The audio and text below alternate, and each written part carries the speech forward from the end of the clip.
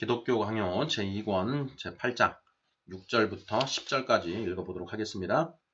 소제목은 도덕법은 하나님의 목적과 의도를 염두에 두고서 영적으로 이해하여야 함이라고 되어 있습니다.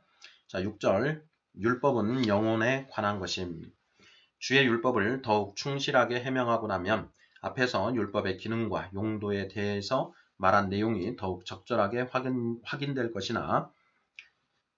것이다. 그러나 개별적인 계명들을 다루기 전에 율법에 대한 일반적인 지식을 이루는 내용에 대해서 먼저 살펴볼 필요가 있을 것이다. 첫째로 율법을 통해서 사람의 삶이 외형적인 정직의 모습을 갖추게 될 뿐 아니라 내적이며 영적인 의를 이루게 된다는 사실에 모두 동의해야 할 것이다. 아무도 이 사실을 부인할 수 없는데도 불구하고 이를 유념하는 사람은 극히 적다. 이런 현상이 생기는 것은 사람들이 율법을 제정하신 하나님을 바라보지 않으며 그의 성품을 근거로 하여 율법의 본질을 인식하지도 않기 때문이다. 만일 어느 왕이 포고령을 내려 음행과 살인, 도둑질 등을 금한다면 음행이나 살인 혹은 도둑질을 하고픈 마음이 있다 할지라도 실제로 행동으로 옮기지만 않으면 형벌을 받지 않을 것이다. 유한한 인간이 제정한 법은 오로지 외형적인 정치 질서의 범위를 벗어나지 못하기 때문에 실제로 범행을 저지르지 않는 한 그 법령을 위반하는 것이 아닌 것이다. 그러나 하나님은 모든 것을 하나도 빠짐없이 다 보시며 또한 겉으로 드러나는 모습이 아니라 마음의 순결함을 보시므로 그가 음행이나 살인, 도둑질을 금하신다는 것은 곧 정욕과 분노, 미움, 이웃의 재물에 대한 탐심, 사기를 금하시는 것이 되는 것이다. 또한 율법을 제정하신 하나님은 영이시므로 육체에게는 물론 영혼에게 말씀하시는 것이다. 영혼과의 관계에서 볼 때에 분노와 미움이 곧 살인이며 악한 투기와 탐욕이 곧 도둑질이며 정욕이 곧 음행이 되는 것이다. 어떤 이들은 인간의 법도 그저 우발적인 사건 자체보다도 그 목적과 의도를 중요시한다고 말할 것이다. 물론 나도 동의한다. 그러나 인간의 법은 겉으로 드러나는 목적과 의도를 따지는 것이다. 각 범죄에 어떠한 의도가 개입되었는지는 찾지만 은밀한 생각들은 파헤치지 못한다. 그러므로 인간의 법은 사람이 그릇된 처신에 손을 대지 않기만 하면 그것으로 만족하는 것이다. 그러나 하늘의 법은 우리의 영혼을 위하여 주어진 것이므로 애초부터 그 법을 바르게 지키기 위해서는 영혼이 제재를 받아야 하는 것이다. 그러나 보통 사람들은 율법을 멸시하는 생각이 있을 때에도 그것을 깊이 감추고서 눈, 발, 손 등 신체의 모든 부분을 움직여 그것을 지키는 모습을 보인다. 그리고 그러면서도 마음으로는 모든 순종과 완전히 동떨어진 상태를 유지하며 하나님 보시기에 어떻든 간에 사람들에게서 그것들을 덕스럽게 감추기만 하면 죄 없는 것으로 인정받을 것으로 생각하는 것이다. 살인하지 말라, 간음하지 말라, 도둑질하지 말라라는 명령을 들은 다음에는 칼을 뽑아 사람을 죽이는 일도 없고 창녀들에게 몸을 맡기지도 않고 다른 사람의 물건에 손을 대지도 않는다. 여기까지는 좋다. 그러나 그들의 마음으로는 살기를 내뿜으며 정욕으로 불타며 다른 사람들의 물건들을 탐욕의 눈으로 바라보며 삼키고자 하는 것이다. 자, 율법이 요구하는 가장 주된 것들이 이 사람들에게서는 찾아볼 수가 없다. 그러니 사람들이 율법을 제정하신 하나님을 완전히 무시해버리고 자기들의 비위에 맞도록 의를 변형시킨 데서 온 것이 아니라면 대체 이런 한심스러운 어리석음이 어디에서 생겼겠는가? 바울은 이들에 대하여 강력하게 반대를 제기하면서 율법은 신령한 것이라고 단언하고 있다. 로마서 7장 14절. 이는 곧 율법이 영혼과 지성과 의지의 순종을 요구할 뿐 아니라 육체의 모든 부패한 것을 깨끗이 씻어내고 영적인 것 외에는 아무런 냄새도 풍기지 않는 그런 천사와도 같은 순결을 요구한다는 의미인 것이다. 7절 그리스도께서 율법의 바른 의미를 회복하심. 우리가 율법의 의미가 이렇다고 말하는 것은 우리 스스로 어떤 새로운 해석을 꾸며낸 것이 아니라 최고의 율법 해석자이신 그리스도를 따르는 것이다. 바리새인들이 사악한 사상으로 그 백성들이 오염시켜 놓은 상태였다. 곧 율법을 거스르는 행위를 겉으로 저지르지 않으면 그것이 율법을 이루는 것이라고 가르쳐 놓은 것이다.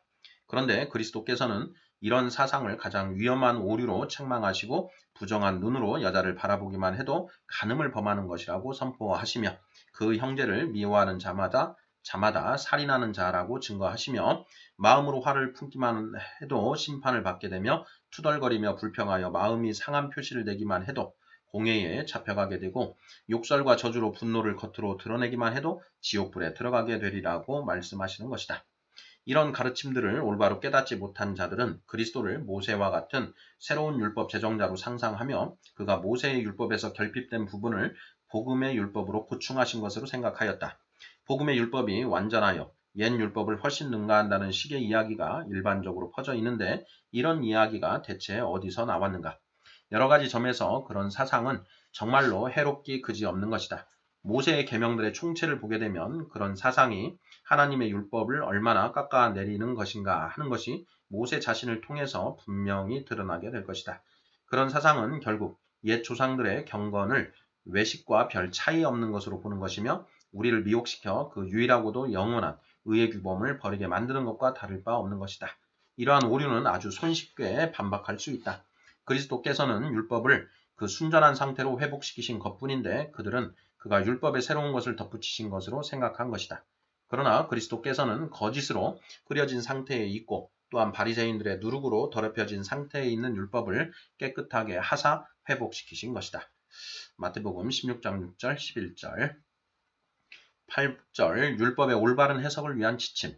두 번째로 살펴볼 것은 명령과 금지에는 언제나 말로 표현된 것 이상의 내용이 포함되어 있다는 것이다. 그러나 그렇다고 해서 이를 일종의 레스보스의 잣대처럼 사용하여 성경을 우리가 좋아하는 대로 아무렇게나 왜곡시키는 일이 없도록 해야 할 것이다.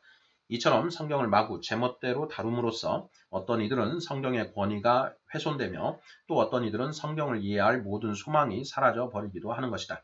그러므로 우리는 가능한 한 하나님의 뜻을 향하여 곧바로 견고하게 나아갈 수 있는 길을 찾아야 할 것이다.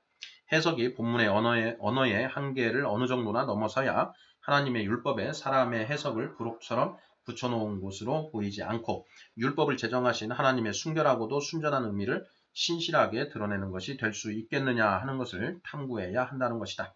거의 모든 계명들에서 제율법이 사용되고 있는 것이 분명하므로 거기에 쓰여지고 있는 언어의 좁은 범위 안에서만 그 의미를 이해하려 한다면 그것은 웃음거리가 되고 말 것이다. 그러므로 건전한 율법 해석은 언어의 한계를 넘어서기 마련이다. 다만 어느 정도나 넘어서야 하는지에 대해서는 무언가 척도가 있어야만 모호한 점이 없을 것이다.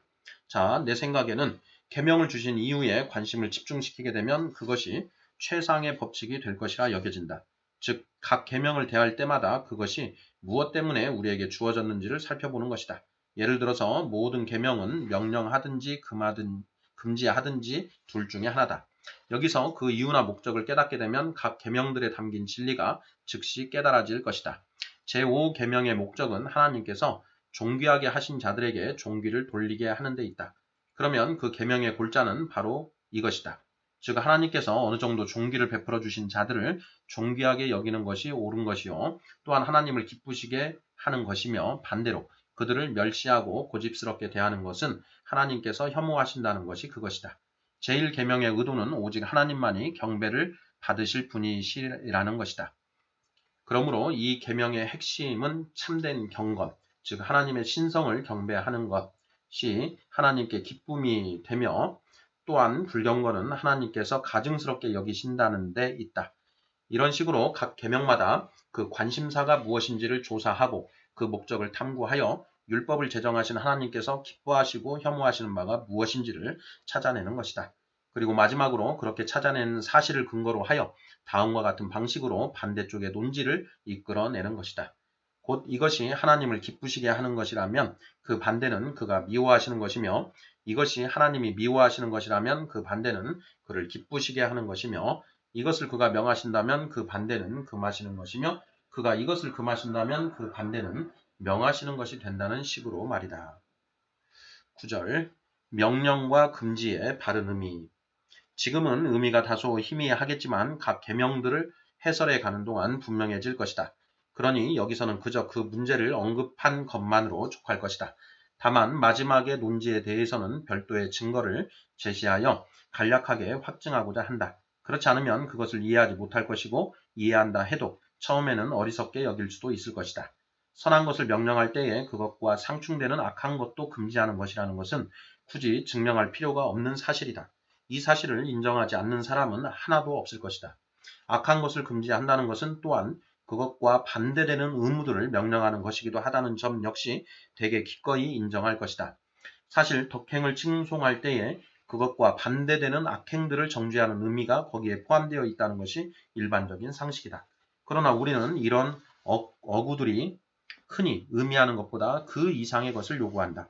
악행과 반대되는 덕행을 논할 때에 사람들은 그 악행을 저지르지 않는 것을 가리켜서 덕행이라고 하는 것이 보통이다. 그러나 우리는 이 정도를 넘어서서 악행과 반대되는 의무와 행실을 구체적으로 행하는 것을 덕행이라 부르는 것이다. 예를 들어서 살인하지 말라는 계명의 경우 사람들은 대개 누구에게 그릇된 처신을 하거나 그런 것을 마음에 품지 말아야 한다는 의미로만 이해할 것이다.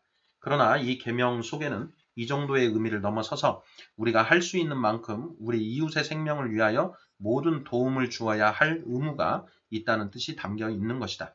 이런 나의 말이 불합리한 것이 아니라는 것을 굳이 입증하자면 하나님께서 형제를 부당하게 해치거나 상처를 주지 말도록 금지시키시는 것은 우리가 형제의 생명을 아끼고 귀하게 여기기를 그가 바라시기 때문이며 따라서 이 계명은 형제의 생명을 보존시키기 위하여 우리가 쏟아야 할 사랑의 의무들을 요구하는 것이기도 한 것이다.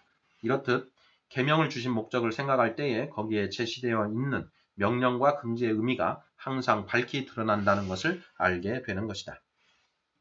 10절 계명들에서 제유법을 사용하신 이유.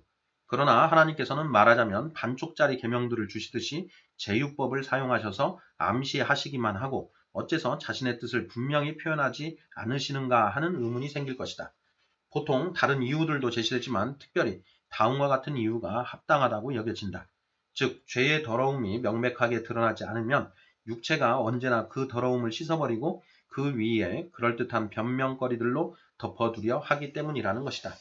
그 때문에 하나님께서는 각종 범죄 중에서 가장 끔찍하고 악한 요소를 예로 제시하셔서 우리가 그것을 접하고서 떨게 만드시고 그리하여 우리 마음에 각종 죄에 대한 혐오를 더 크게 각인시키고자 하신 것이다.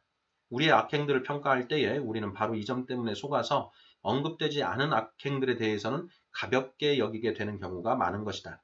주께서는 그 악행들이 얼마나 사악한가를 가장 잘 보여줄 수 있는 몇 가지 범주를 언급하시고 그것들을 통해서 그 악행들 전체를 다 포괄시켜 제시하심으로써 이런 그릇된 오해를 불식시키시는 것이다.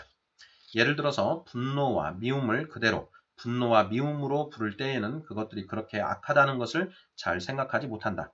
그러나 그것들을 살인이라는 범주 속에 포함시켜서 금지하게 되면 하나님의 말씀이 그것들을 끔찍스러운 범죄의 수준으로 떨어뜨리므로 그것들이 하나님 보시기에 얼마나 가증스러운가를 더욱 잘 이해하게 되는 것이다. 과거에는 그런 과실들을 사소한 것들로 보았으나 이렇듯 하나님의 판단에 영향을 받아 그것들이 얼마나 사악한 범죄들인지를 더 정확하게 판단하게 되는 것이다. 여기까지 해서 6절부터 10절까지 읽어보았습니다.